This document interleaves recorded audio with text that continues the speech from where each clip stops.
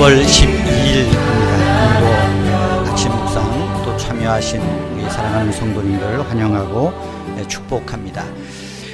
오늘 함께 나눌 말씀은 시편 36편 5절에서 12절입니다. 여호와여, 주의 인자하심이 하늘에 있고 주의 진실하심이 공중에 사무쳤으며 주의 공의는 산들과 같고 주의 심판은 큰 바다와 같으니이다. 여호와여, 주는 사람과 짐승을 구하여 주시나이다. 하나님이여, 주의 인자하심이 어찌 그리 보배로우신지요. 사람들이 주의 날개 그늘 아래에 피하나이다. 그들이 주의 집에 있는 살찐 것으로 풍족할 것이라. 주께서 주의 복락의 강물을 마시게 하시리이다. 진실로 생명의 원천이 주께 있사오니 우리 빛 안에서 우리가 빛을 보나이다. 주를 아는 자들에게 주의 인자하심을 계속 베푸시며 마음이 정직한 자에게 주의 공의를 베푸소서. 교만한 자의 발이 내게 이르지 못하게 하시며 악인들의 손이 나를 쫓아내지 못하게 하소서.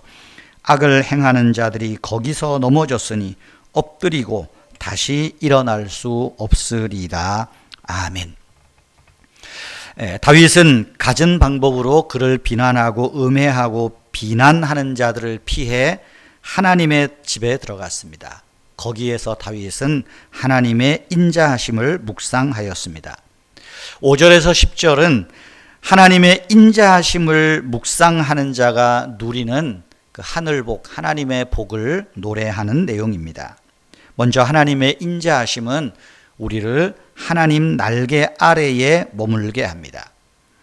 다윗은 하나님의 인자하심이 하늘에 가득함으로 주님의 인자하심과 공의로움은 사람을 구원하신다고, 그리고 주님의 날개 아래서 피하여 쉼을 얻게 한다고 노래합니다. 여기에 말하는 주의 날개는 구약의 그 성전 지성소에 있던 속죄소 덮개를 뜻합니다. 즉 속죄소를 의미하는 겁니다. 오늘날 우리 그리스도인들도 속죄소, 다시 말하면 예수 그리스도의 십자가 아래에서 하나님의 임재, 하나님의 인자하심을 누리며 그 십자가 아래서 우리가 쉼과 위로의 복을 누릴 수 있는 것입니다. 또한 두 번째로 하나님의 인자하심을 묵상하는 자는 하나님의 상에서 먹고 마시는 복을 얻습니다. 요한계시록 3장에 보면 예수님 말씀하시죠. 네가 문을 열면 내가 그에게로 들어가 그로 더불어 먹고 마실 것이라 하셨습니다.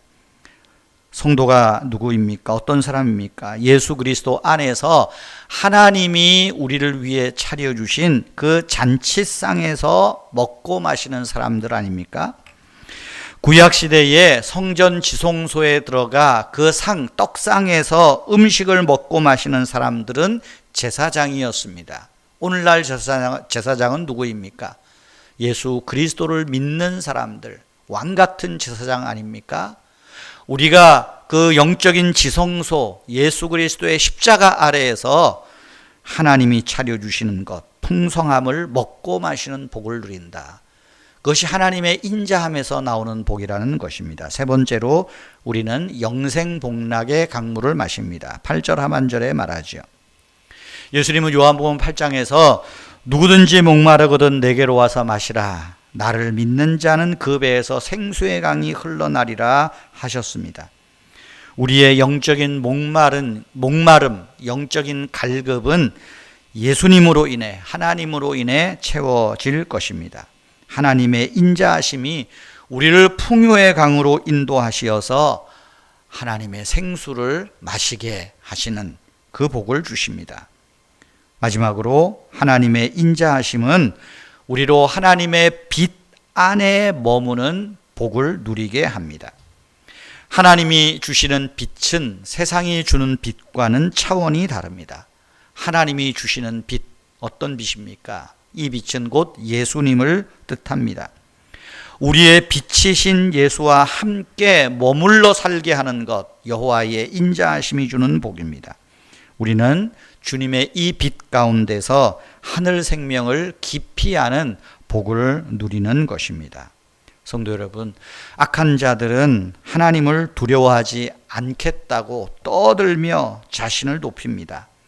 악인들은 자기의 죄로 망할 것입니다.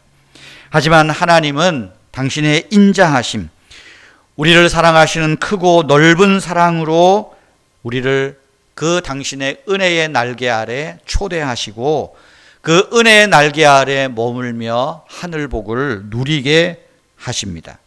이런 복이 누구에게 임합니까? 10절에 보면 주님을 아는 자에게, 마음이 정직한 자에게 하나님의 인자하심이 나타난다 말씀하는 것 아닙니까? 여러분, 하나님을 알지 못하는 자는 하나님을 구하지도 않습니다. 하나님을 알지 못하는 자는 자기가 원하는 것만 구할 뿐입니다. 하지만 하나님을 아는 자는 하나님의 인자하심을 구합니다.